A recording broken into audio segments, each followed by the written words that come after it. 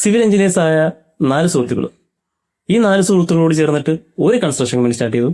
അതിന് lavender builders എന്ന് പേര് വിട്ടു. ഈ ലെവൻഡർ ബിൽഡേഴ്സ് ഒരു ദിവസം എന്നെ വിളിച്ചിട്ട് പറഞ്ഞു, നമുക്കൊരു ലോഗോ ഡിസൈൻ ചെയ്യണമെന്ന്. നമ്മളത് സെറ്റ് ചെയ്ത് കൊടുത്തു. നമുക്ക് അതിൻ്റെ ബ്രേക്ക് ഡൗൺ ഒന്ന് കണ്ടാലോ? ഓക്കെ, നമുക്ക് ഫസ്റ്റ് ഓഫ് ഓൾ ഇത് എന്തൊക്കെ കൺസിഡർ ചെയ്യാൻ പറ്റുമോ നോക്കാം. കൺസ്ട്രക്ഷനും ഇൻറ്റീരിയറും ഒക്കെ ആയതുകൊണ്ട് തന്നെ ഒരു ഹോമിൻ്റെ ഐക്കൺ നമ്മൾ യൂസ് ചെയ്യുന്നു.